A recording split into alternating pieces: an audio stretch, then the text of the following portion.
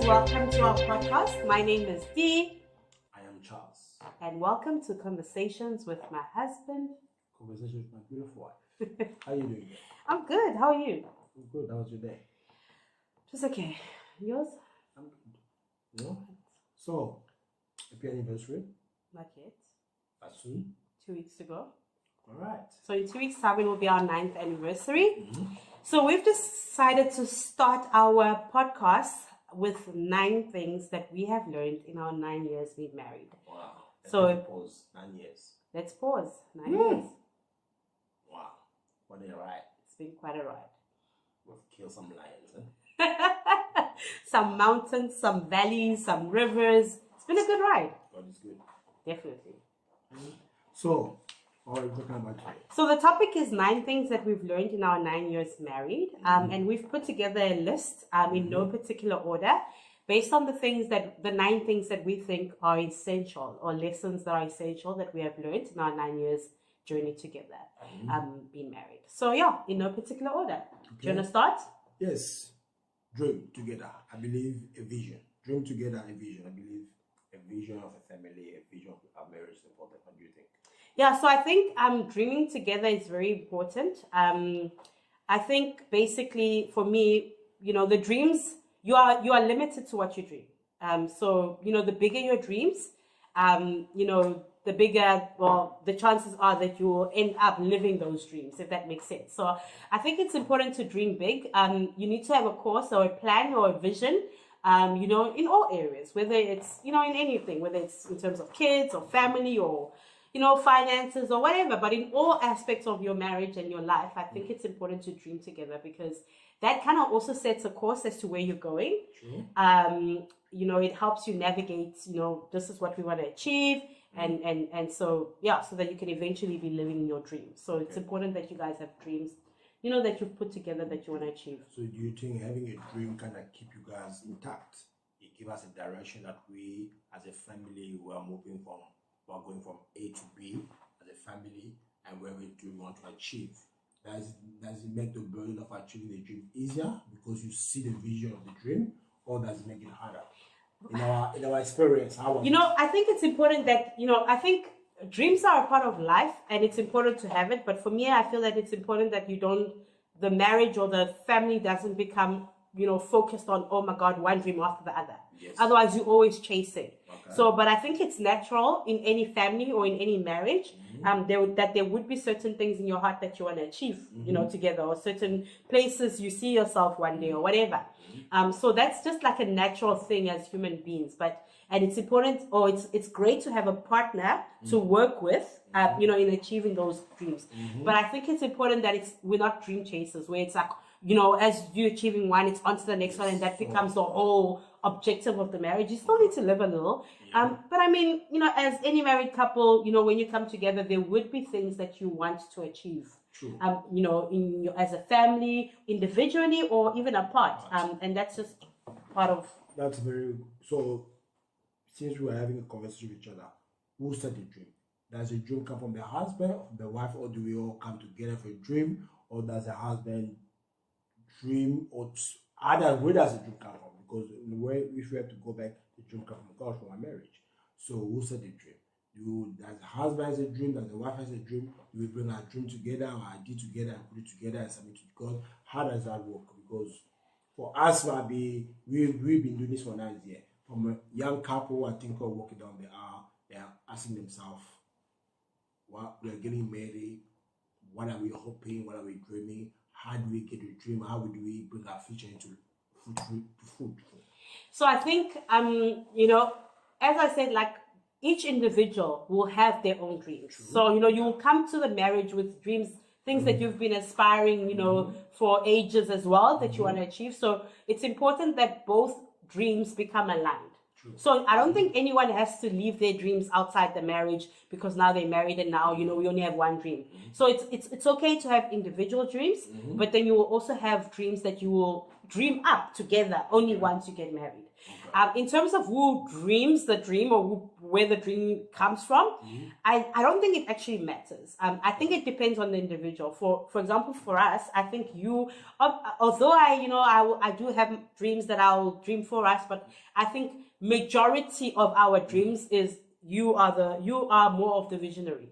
And I know that, there's this thing where everyone feels that a man should be the visionary. I don't know if that's necessarily true. I think it's okay for either party, whoever is the dreamer, to dream the dreams for the family. Okay. But in our case, obviously, you kind of set our path or our course. You dream up, for lack of a better word. That's more on you, or not on you, but you tend to be more of the dreamer in this relationship. But obviously, I also add in and stuff like that. But I don't think it's anyone's job. That's what I'm trying to say. Depends on who's who in the relationship. Okay, but what you just said is true. It's not anybody's job, but also we also have to be. I think for us, we play on our strength and weakness. Absolutely, 100%. I'm more of a visionary kind of person. You are more of the executive kind of person. Exactly. So if I have an idea, I visualize something, I point to you, then you can execute it effectively. Yes. Then I can execute it. I think that's a good balance. Yes. I mean, I actually wish, I don't know, but I'm hoping in every marriage, it would be great if there is a visionary and an executor. True. Because that has worked perfectly for us. Mostly. I'm very let's do it kind of thing. And you are the one who tells me what we need to achieve or what we're trying to achieve. And then, although we both work together to achieve it, but I am more of the executor, yes. Or I don't mind taking the lead in the execution, and you are the one who, knows where we're going. You are more of the visionary. So for us, it's worked perfectly. I wish, or I hope, I would love to hear from other people. True. If it's, I don't know how it would work out if there were two executors in a marriage and no dreamer, or if there were two dreamers and two visionaries, and then who would do the execution. But I think it's also okay if you have a balance. Let's say if you are both dreamers, but obviously then your dreams must be aligned, because then you must be able to listen to each other. That will clash. You look like these 9 things might not be able to fit on one video. So you're gonna have to break it down in 9 videos. You think so? Oh my goodness. I think so, because we have to go into deep. You just can't say dream together, but some people want practicality. Yes. Practicality how to dream. So do you think that there's anyone? Do you think the burden is on a certain person in the marriage to be the visionary? No, I don't think it's a burden on anyone. Not burden in a bad way, but you think that maybe even God intended the man to be the visionary and the woman to be the executor, particularly if you start thinking in terms of the woman being the helper. True. Do you think that maybe it might come from that usually, like they say in the Bible, that the husband is a leader.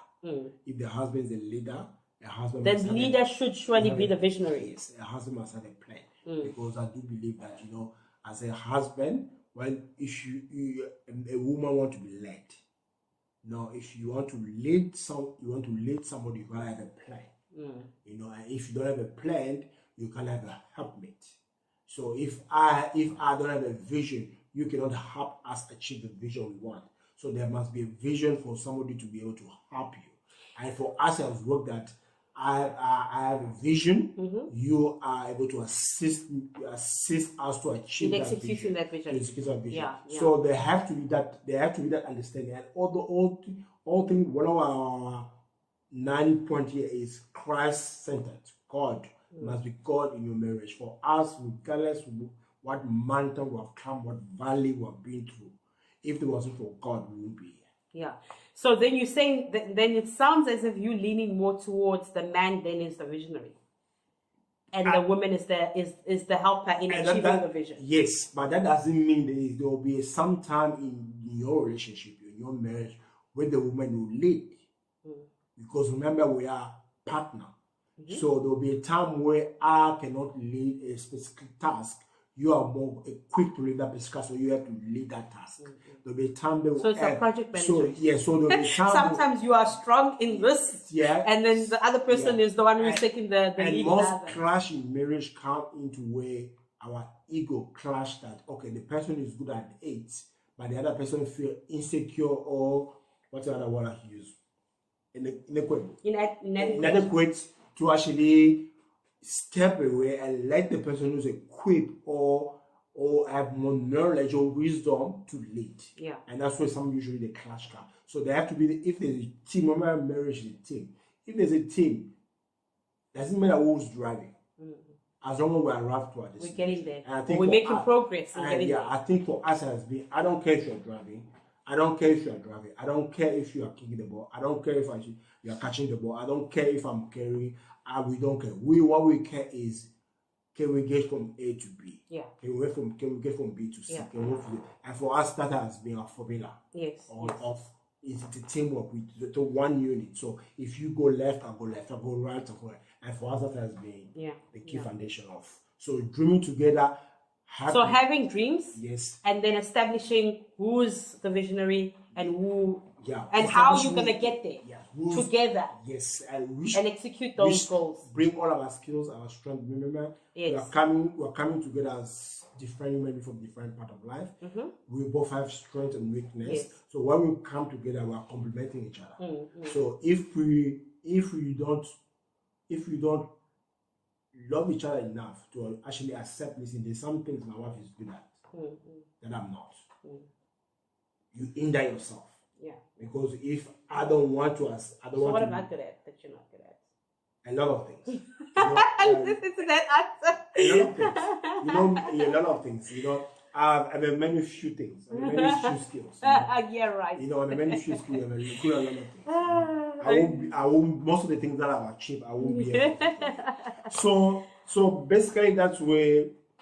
Okay, so we're happy with Dream Together. Yeah, I think Dream Together it's essential. Yeah, because it's a very essential one. It's almost like maybe it's actually a good thing that is the first thing. Yeah. Because basically, if you get married or if you guys are married and you have no direction, no dreams, no goals, then what are you doing on a daily basis? So it's actually a good thing that this is number one. When we talk about dream, we're not talking about financial dream. Yeah, of course. Talking about marriage. All aspects, like what you want for your marriage, your family, kids, values, goals, children. Yeah, from the smallest things to the biggest things. The environment you want to have. Even a dream of marriage is like, what kind of environment and aroma and atmosphere you want to have in your house? Yeah. Because that's play a very crucial thing in your kids.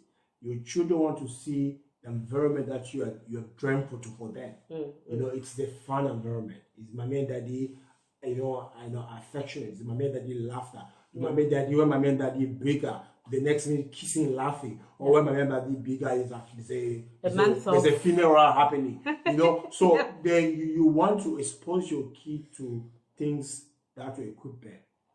In future, that listen, when mommy and daddy have a clash, it's different opinion, but they still love each other. They don't know when mommy and daddy clash, then the kids start running and like, okay, the house is about to break loose. No. So that's also a dream. It's a very crucial dream. So it's from the smallest things to the biggest things. And I think, that feeling of achieving those dreams together, when your dreams come into realization, it's the best feeling ever. You know what I mean? Like something that that, oh my God, there were days when we were praying for this, or days when you were crying for this, you were crying yourself to bed for this, when there were days where your heart ached for something, and now when that dream comes true, I think it's also something very spiritual to experience together as a married couple. For sure,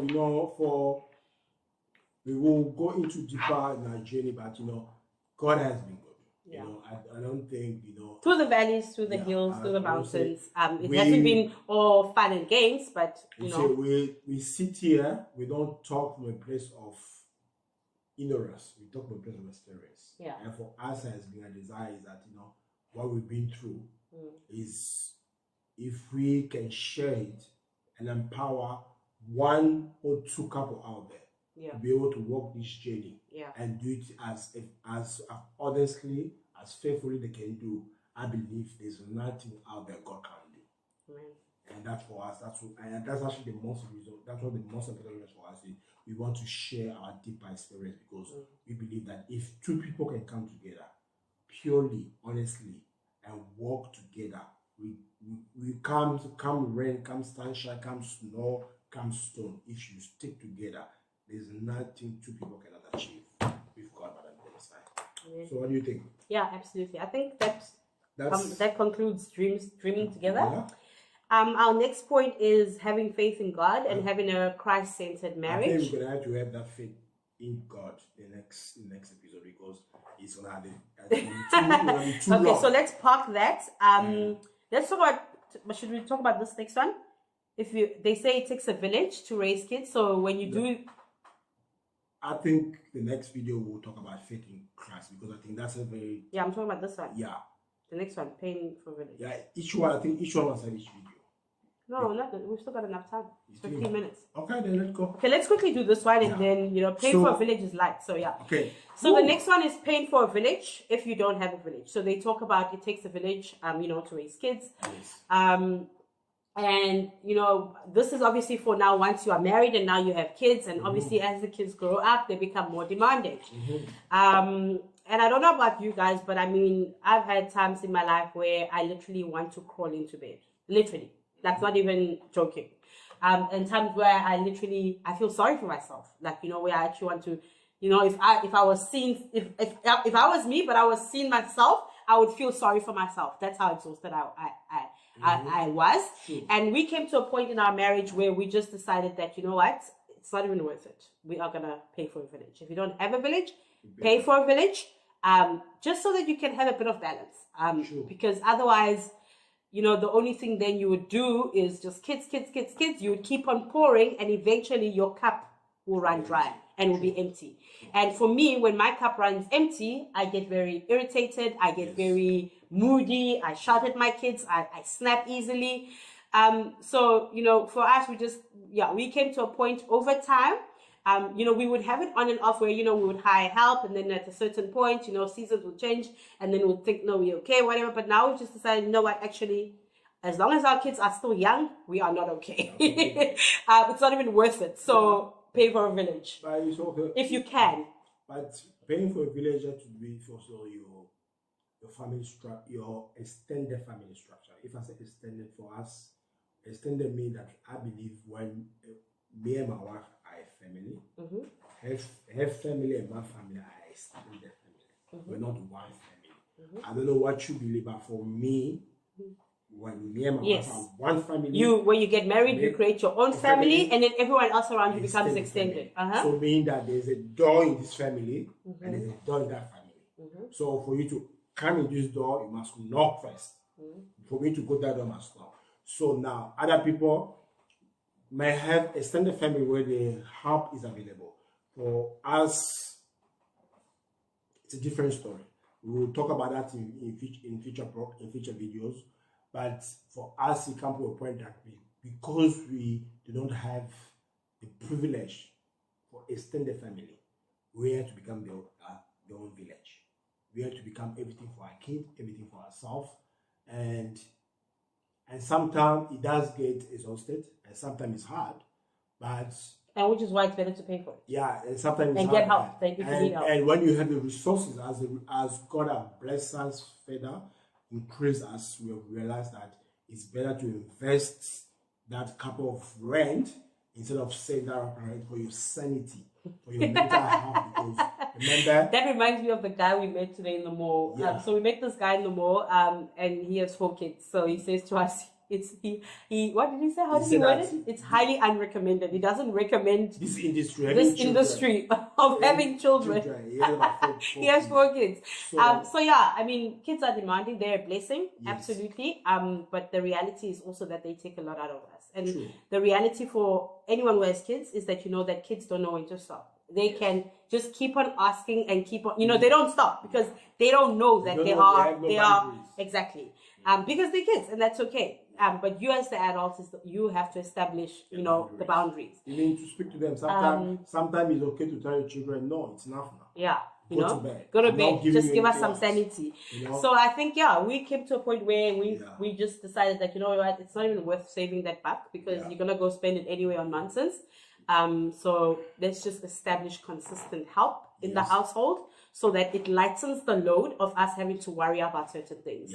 I don't have to worry now about, I must clean the house on top of working, on top of kids, on top of homework and spelling tests and all the other drama.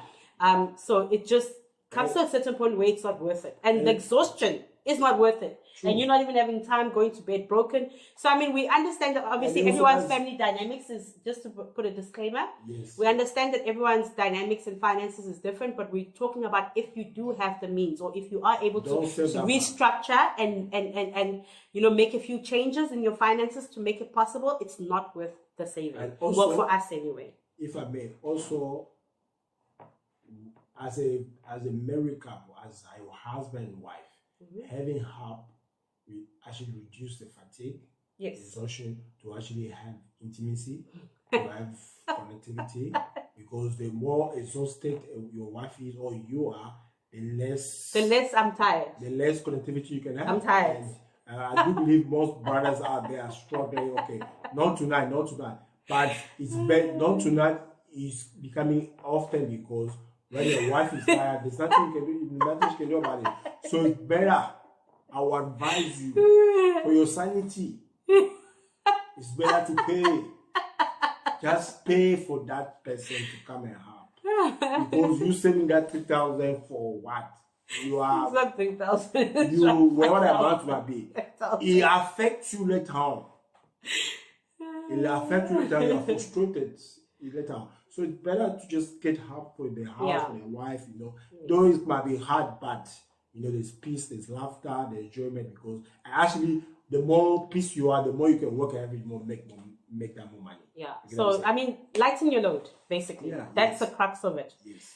Wherever you are able to lighten your Do load. it. And I mean, I think it's important, And it babe. can be seasonal. It doesn't have to be, you know, you can. Yeah, obviously you let can them, restructure and you know, try change, make trim changes. off. But babe, I was gonna just add that, you know, if you do have a village, then use Use your the village. village. And if the village is willing. Yeah. At the end of the day, the important thing for us is what we're trying to say is get help. Don't do it all alone because you're gonna break your back. Yeah. So whether it is a village that is easily accessible, that is not paid for, Yeah. or whether it's, you know, outside help in terms of Yeah, paying the for a village. village, as long as you have help, whatever form that comes, just get it. You know what I mean? Lighten your load as much as possible. That's true. All right.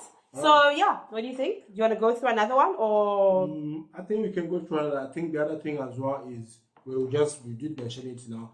Value. Oh yeah, let's do this one. Yeah. So value each other's. the third one is value what your spouse values. Yes. So basically, value your spouse's needs. Yes.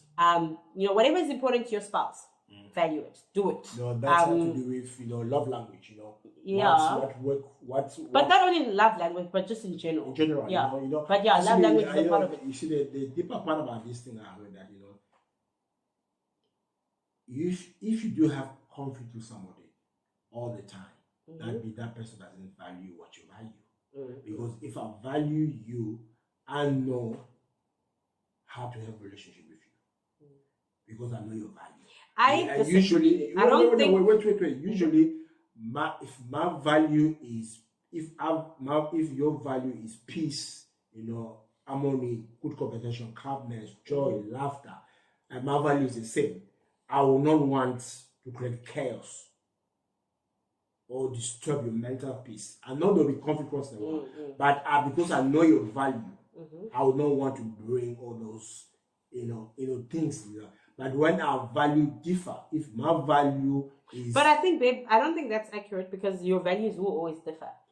no, yes, but what I So mean, what I don't think. Yeah. Do you understand what I mean? Yeah, Like yes. we will not always have the same values. So does that Sure. then mean that if we don't have the same values, we can't understand our partner's values but- and so we don't respect it? no, what I mean, value is. I think it's not about having the same values. I think it's just about loving your partner enough to understand that that is their value and trying to work at it as much as you can to okay, you value this. This is important to you. I will try my best to value it too. True. I don't have to understand. I don't have to value it. They'll say, no, you value it. I might even think it's whack.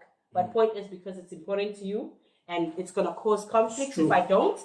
Let me try and respectfully value it too because you value it. I don't know if that makes sense. Yeah, that. But makes you'll sense, never value but the same remember thing. Also, just to understand. Unless we're talking about values in terms of, you know, if you talk about things like, for example, maybe your value is, you know, honesty, and that's actual values. But I'm just talking about whatever, like, for example, maybe I love, I don't know, quality time, just as an example, Yeah. or date nights, or Yeah. I love expensive trips once every year, Yeah. and you think it's an absolute waste of money. Yeah. Why must I go and blow 250,000 rand on expensive trips annually? Yeah, I think but you know what I mean? You don't have to think- value it, but you can respect it. But that's different from your values being aligned in terms of, you Yeah, know. I'm talking about. I think I was talking about value being aligned, because the reason why I'm saying value being aligned is if your values are aligned, we're talking from our experience. As we talk about this, simply you have to remember we are talking from our experience. So What we know, what we've experienced. There's no stamp that this is how it will work in every marriage. We know expect. We have to put a disclaimer on this thing. We're not expect so that marriage. We're just a married couple sharing our experience. We don't have any That's it. name, any DR name on our name. We are speaking from experience, and I believe the best way to speak is from experience. I believe that as a married couple, there has to be value, not like you don't need value, but values aligned. That's aligned, because when you I believe that already is half the battle. Okay. Or I say not maybe 20% of the battle has won. When the values align. Okay, I agree with that one. Yeah, but that's not what I meant here. Yes, yeah. But I believe we should add it, because 9 years anniversary, those are values that have helped us. Yes, you know, yes. If that value was I agree with you 100%. Yeah, I think that's probably even first before the other values. Yes, because I can imagine if you have two people who are married who have different values. Maybe one believes in, I don't know, polygamy, just as an example. Yeah. And you as a wife didn't know that your husband believed in polygamy. It's a disaster, yeah. So he's talking about that kind of value. It's important. Yeah. Or maybe, even biblically, maybe you didn't realize your husband is not a believer, just in terms of values. Yeah. And then you only find that out later. So he's talking about that kind of value, which are actually fundamental values. Those are fundamental values. Even the more fundamental that you value, that way you don't want to be under God's leadership. You don't want to follow God, because that's a powerful value. Yeah, I think those are potential deal breakers. Those are huge things that could cause huge problems. Because how do you fix that? Those kind of values. The same value that you gotta submit to God. How do you lead a wife if you don't submit to God? Yeah. Because when you don't submit to God, you lead to other temptation. Value or not, you don't be faithful to your wife. Yes. Because if you don't faithful to your wife, you're gonna hang around with unfaithful men. And if you're gonna hang around with unfaithful men, you're gonna be doing funny things that will cause friction and problem in your family. So these are powerful value, because 9 years of our life that with God's grace, I know your value, you know my value. Yeah. I trust you completely, you trust me completely. And you don't have to worry. Somebody can call you and you can tell them where I am, and somebody can call me, I can tell you where I am without me being with me. Because those are very powerful value. Yeah, I agree. Those reduce the load of building. Because there's already so many other things to worry about in life without having to worry about nonsense. Yes. Things that you shouldn't be worried about. So I think I agree with you. Those values are important. Yeah. But I was actually also referring to the other values that cause conflict within a marriage. Yes. Which is, for example, as I mentioned, maybe I enjoy those expensive trips annually, just as an example, and maybe you think it's unnecessary, but it will keep on causing conflict until you learn to respect that. Okay, she values this. She it's important to her. Let me just kind of do it, whether it's the smallest things or whether it's the biggest things, like for example, my example of a trip. But the point is, whatever is valuable to your partner, from the smallest things. Maybe your partner likes you to dish up for them in expensive plates. They don't like cheap looking plates. Okay. Or for example, your husband, like my husband, doesn't like those silver cups. So whack example, but I'm just saying as an example, right? Those silver cups. I bought those silver cups for my kids because they keep on breaking my glass. And I don't mind drinking in that glass for supper, but my husband, he doesn't want to see it. He wants his water or his cool drink or whatever he's drinking in a proper glass cup. Okay, that is what he values. He likes his meals taste better when it's dished up properly, or when it's not. So from the smallest things to the biggest things, it will keep on causing conflict until you learn to value or respect the value, what your partner sees as valuable. I also think the thing as well is that when we talk about value, is that the simple things that each other lack keep the marriage burning. It is the smallest thing that usually matters. for our 9 years, I noticed the smaller things that, you know, I think one thing that I've learned in 9 years that love can be so rough, love can go so fast, and you have to be consciously and aware that listen, you are boldly in love with an individual that you guys came together one.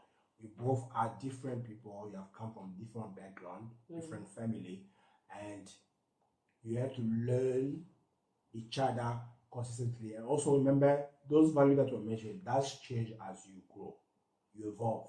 So you also have to be attentive to actually know, okay, maybe my wife used to value that. Now my wife doesn't value that. Maybe my wife used to like to kiss all the time. Now she doesn't like kissing all the time. You know, there's things that change that you. Maybe my wife valued flowers every week, and now she values something else. So, and sometimes usually, and that it requires you to have conversation, and also to be present in each other's life. You know, because that's how you know what's changing and what's not. So it's important because sometimes we husband or we wife, we are keep on doing the same thing, and sometimes you know you think you are showing affection, but the affection will not be received because you're not showing the affection the way the person wants to receive affection. I think we have learned that to our road, that you know sometimes what you are doing is not what I feel making me feel. I want you to do what make me feel. You know, this is quite an issue. This was quite an issue. It's still an issue. No, I think it's a work in progress. Yeah. So, what he means by that, guys, is you know sometimes you feel like you're the most fantastic wife, right? Or maybe husband, and you think, no, I'm doing everything right, you know, and everything. But this person just does not. They're not receiving it in the way that you feel you are giving it, and can cause quite a conflict. Well, it did for us because you feel like, what more can I do? I am the best. I'm literally rocking this wife thing or rocking this husband thing. Whereas, you know, your partner on the other hand might not feel the same way. So that's what he means by that. But that's a conversation for another day. That's a whole episode on its own. Yeah, I think it's been good a good discussion, a good conversation. What do you think? I think we managed to touch on 3 things. So it was dreaming together. Yes. It was paying for a village or using the village that you have available. If you do have one, don't pay for it. If you don't have one, if you have the means to pay for one, pay for one so that you can literally lighten the load. And then the third one is to value what your spouse values, and whether that means, you know, our values in terms of, you know, love and respect, and, you know, or whether it's valuing other things in terms of, okay, my husband values, you know, I don't know, date night. Yes. As an example, or whatever it is your husband values, so, or your wife values. So being aligned in terms of your values, but also respecting your values that are not aligned. And we're talking about not values, but like things that you guys are different in. Respecting that so that you know it's less conflict in your marriage. Yes. Yeah, right. Yeah, I think that has been a good conversation with my wife. I enjoyed the conversation with my husband. Yeah. So, you know, join us, don't join us, like us, don't like us. You know, we just want to have a conversation with each other, and while we do that, we fall in love with each other. So, so that's it for today's episode, and we'll see you guys in our next episode with conversation with my husband. Conversation with my beautiful wife. All right. Cheers, guys. Cheers.